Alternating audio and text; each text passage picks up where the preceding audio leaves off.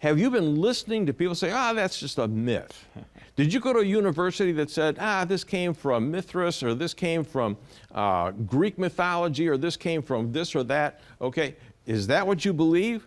You're glad to have the presents and the good time, the lights and the drinks and the whole thing, okay? But do you believe that the baby in the manger was really God in human flesh? That's the question. If he was, that changes everything, wouldn't you agree? Now, Lee, talk about this thing that when you were a staunch atheist and you were the editor legal editor for the Chicago Trib, the fact is you decided, why in the world did you decide to investigate this, and what did you find out about fake news? Yeah, my wife became a Christian, which was the worst news I could ever get as an atheist, I thought.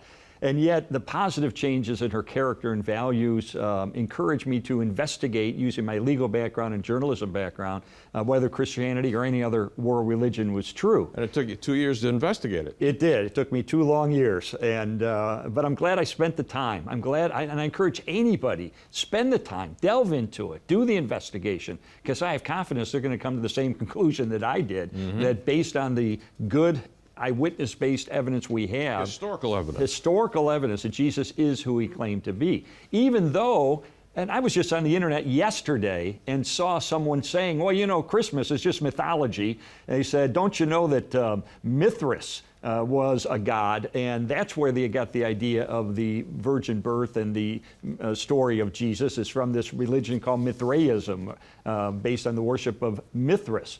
And he said, don't you know that Mithras was born of a virgin on December the 25th? He had 12 disciples. He campaigned for world peace. Sacrificed himself? He sacrificed himself buried for world in a tomb? He was buried in a tomb, was resurrected on the third day. 3 days, yeah. And you go, and it's like the old novel, The Da Vinci Code said. Right. There's nothing new in Christianity. It's all taken from earlier mythology. Right. Well, that's influential for a lot of people. I just read this yesterday on the internet. And then, well, I looked into it. I talked to experts in this area, and what did I find out? I found out, number one, Mithras was not born of a virgin. He emerged fully grown and naked, except for a hat, out of a rock. Right. Now, unless the rock is considered to be a virgin, there is no virgin birth of Mithras. Number two, the fact that he was supposedly born on December the 25th. So what? We don't know the date that Jesus was born. It's not recorded in Scripture or anywhere else. In fact, there were some theologians in the year 200 AD that got together and said, let's try to figure out when Jesus was born. They determined it was May 20th. Yeah, because if the shepherds are out in the field, they're taking care of their sheep out there, the perfect time is around April, May, okay? That's right. And that's where you also have the lambs having their babies and all that kind of stuff. So it made sense to them that that would be where Christmas is.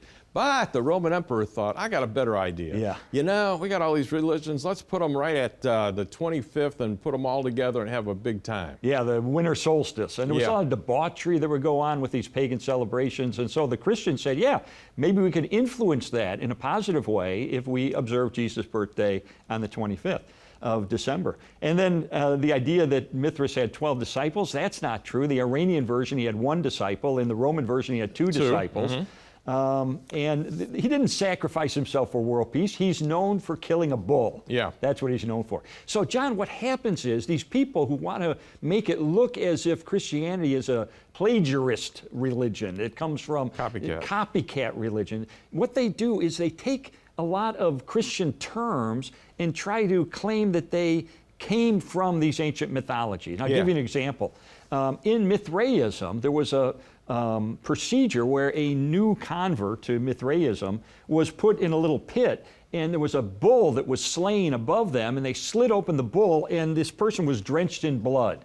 And they say, aha, it's baptism. That's where Christians got the idea of baptism. Are you kidding me? Yep. That is absolutely alien. There's no connection between the two. It's an absurd idea that the blood of a bull drenching someone would have in any way be similar to the sacramental baptism in the Christian church. Yeah, and the very fact of the resurrection that brought you to Christ, really, when you looked at the evidence of that and did the investigation, the fact there's no records of any beliefs about Mithras' death. That's right. And therefore no beliefs about a supposed resurrection. He had none. Exactly. Okay? In fact, we don't have writings about Mithraism, the original. It was all based on iconology and paintings and statues and things like that. And so it's easy for people to kind of make stuff up in retrospect to make it sound like it's Christian, when in reality it's not.